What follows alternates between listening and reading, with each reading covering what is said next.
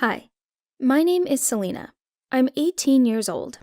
Remember the summer after graduation, when school is behind you but adulthood hasn't started yet? For me, it was a chance to realize my dream. I always wanted to save people, but I didn't think that it would ruin my entire life. One time, my trainer asked me to take his place on duty. It was my first real assignment. I should have taken it seriously, but I was distracted by some guys on the pier.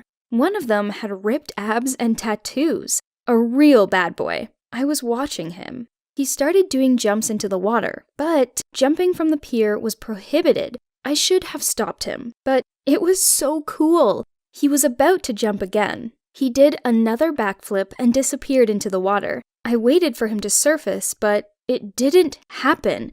Everything inside me went cold. Oh no, I could be fired, or worse, put in prison. I started panicking and ran to him. I had to make my way through his group of friends. Their friend was drowning, and they just kept recording on their phones. It took me a few more minutes to swim to him. I couldn't see anything because the waves were making the water foam. Then, I noticed something dark under the pier. I swam over to it. He was unconscious next to one of the pier supports. He probably hit his head. I grabbed him and pulled him to the shore. I leaned over his face and realized that he wasn't breathing. He needed first aid immediately. I started panicking. People were gathering around and looking at me, expecting me to save him. I shouted for someone to call an ambulance. I started doing CPR so this guy could stay alive until medics arrived, but he still wasn't breathing. I realized that I had to start mouth-to-mouth breathing. I was really worried because his life was depending on me.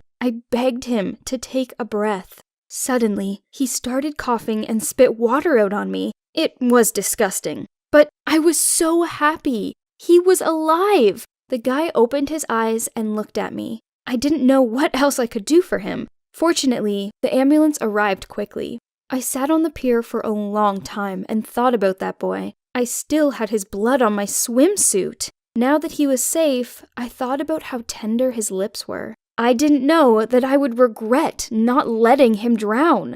The next day, I was afraid to go to work. I had messed up and was sure they were going to fire me. My trainer looked very angry. It turned out that he had been reprimanded because of me. After all, technically, it was his fault. He had dumped his work on the trainee. It seemed that I had gotten off easy. I decided to find out whether that guy was okay. His name was Chad. I saw him in the hospital bed, and my heart sank. His face was very pale, with black circles under his eyes. He looked very weak, but he opened his eyes and smiled at me.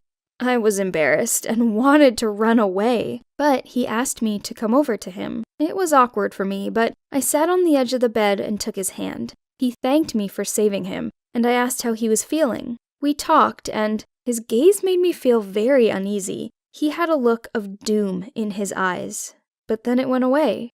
Something was tormenting him. For a while, we were silent, and then I realized that he was crying. Yesterday, he was the coolest guy on the beach, but today he looked broken. I tried to cheer him up. I told him that this was nothing, and a new scar would only help his reputation as a bad boy. It hurt me to see him like that, and I wanted to help. A few minutes later, Chad admitted that he had been diagnosed with HIV. Life was over for him. I felt a knot form in the pit of my stomach. Instinctively, I pulled my hand back. I knew that the disease couldn't be transmitted through touch, and I felt so ashamed. Tears came to my eyes. Chad lamented that he had never gotten tested and had been living carelessly, getting cheap tattoos, rarely being sober. Now that was all over. Everyone would reject him. I was about to console him, but then... Oh no! I remembered that I had given him mouth to mouth. His head had been bleeding after the blow, and I could still remember the metallic taste in my mouth. The thought that I could have become infected horrified me. Chad didn't understand why I was acting like I was. He could only remember that I had pulled him ashore. I told him everything, and his face contorted in shock. That didn't make it easier for me. I got so angry that I started yelling at him. Oh, he couldn't party and have fun anymore? Poor thing. What about me? What would happen to my life if I was infected? I couldn't look at him anymore and ran out of the room. Chad called me for several weeks in a row. I didn't pick up the phone. I was so scared. Because of him, my life had turned into a nightmare. I was afraid to do the test and find out the truth. But then I thought about my loved ones and realized that I was behaving as recklessly as Chad. I got tested and had to wait until the next day to find out the results, but no one contacted me. My whole life flashed before my eyes. I started pestering the nurse. I thought that they had lost my sample. It was all just a mistake. But the nurse told me that when you take a preliminary test, a negative result is reported immediately. If you're not informed immediately, then the test is positive. It's sent out for an additional test, and then the diagnosis is privately reported. The next few days were the worst of my life. When the doctor called me and set up an appointment, I already knew that I was doomed. I had HIV. I felt exhausted.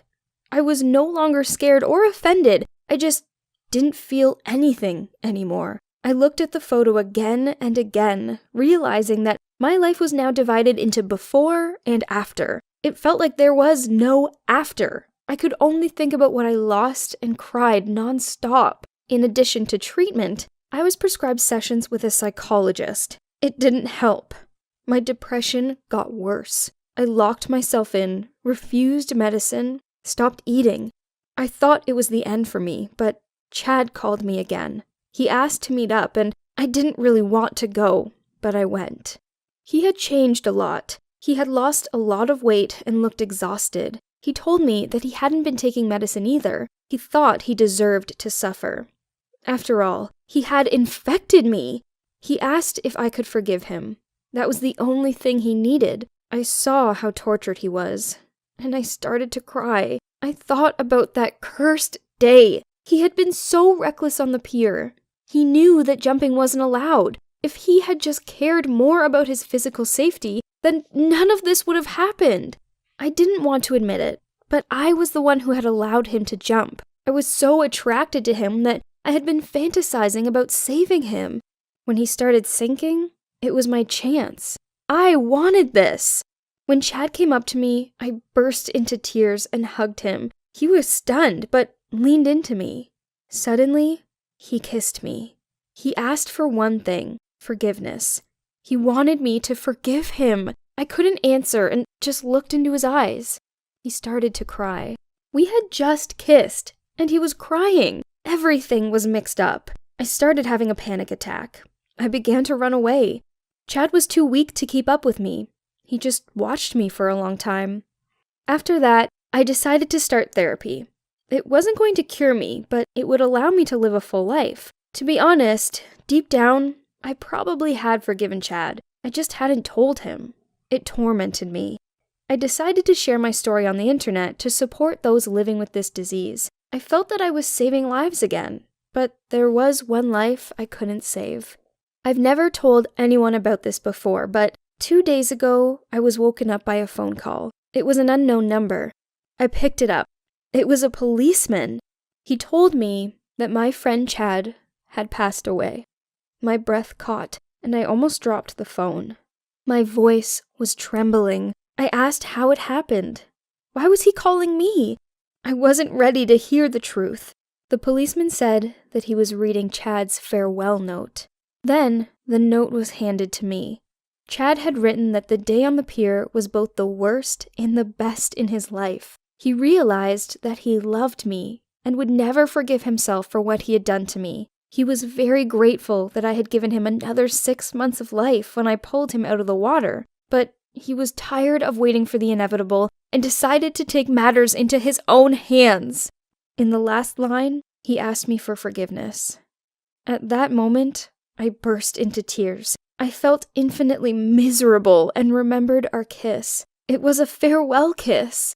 I realized that he had known what he wanted to do with himself. He had planned everything, and my forgiveness was so important to him. I really had forgiven him, but it was too late. In a way, I felt guilty. I lost the will to live again. Hi, I'm Dinah. I'm 19, and today I will tell you my story.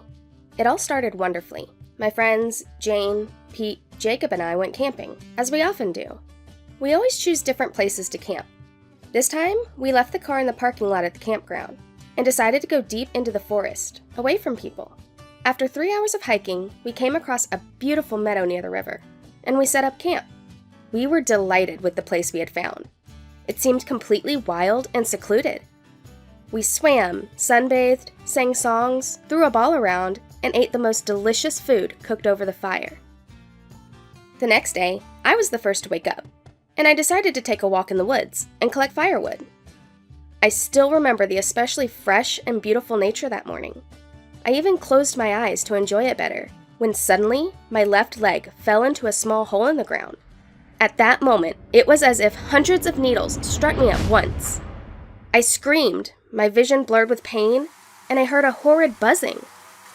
I had fallen straight into a hive of ground wasps. Limping, I ran away as fast as I could. Everyone in the camp woke up and rushed to me. We took off my sandals, which I had hastily put on that morning instead of sneakers, and examined my leg. I was sure that there wasn't an unstung space left, but there were only 3 red, slightly swollen dots. I immediately felt better. As a child, I often visited my grandfather in an apiary, and stings from bees, and wasps for that matter, were not a first for me. I did not need any medical assistance, and was sure that the pain and itching from 3 bites would go away by themselves. A couple of hours passed. The sun was already baking. We sat and cheerfully discussed my unsuccessful walk. The pain and itching in the bitten leg did not go away, but I did not want to disturb the guys, and was silent about it. Suddenly, I felt sick, and my head ached terribly. I tried to get up, but then fell down. "Yeah, you're burning up," cried Chris. I began nervously removing the damp hair from my face, as the guys made a piercing moan as if on command. There were huge red spots on my neck and all over my body. On top of that, new, frightening symptoms began to appear with lightning speed. I had a chill, my eyes became inflamed and reddened, and the swelling from my neck spread to my face. It became clear that we had no time to waste. I had no signal on my phone, which meant that I had to get out of the forest on my own as soon as possible. I couldn't go by myself. My friends took me by the arms and dragged me. I must have passed out almost immediately. When I came to, I was lying beside a tree all alone. I tried to sit up, but the forest, river, and sky swirled before my eyes in an endless circle. It was difficult for me to breathe, and I did not understand anything. I said, "Chris, Jacob, where are you?" But I didn't know if anyone could hear me, because I myself couldn't hear my own voice. I don't know how much time passed before I realized that I no longer have the strength to endure this pain. I decided to give up and stay on the ground, waiting for the end. I felt life leaving me, and then I flew. That's all. It will be easier now, I thought. But the pain did not pass. It became stronger. The sun began to burn hotter, and I felt that I was no longer floating in the air, but was lying on something solid. I heard voices, and some liquid poured into my mouth. Then they began to smear me with something, first my leg, then my whole body. I could not make out anything. It seemed to me that I had become one big swollen thing. What happened after that, I don't remember. I woke up already in the hospital. My friends said that they didn't have to carry me far before they heard voices. They ran to the sounds, and Chris remained nearby, but near the river so that the others could immediately notice us. Fortunately for us, a fishing boat floated past. One of the fishermen was allergic to insect bites, and in his first aid kit, there were medicines for an allergic reaction to a bite. This saved my life. Don't think that we are done with camping after what happened. Now, we just plan our trips more carefully, and are ready for various unforeseen situations. Always bring along allergy remedies, even if you know that you don't have one.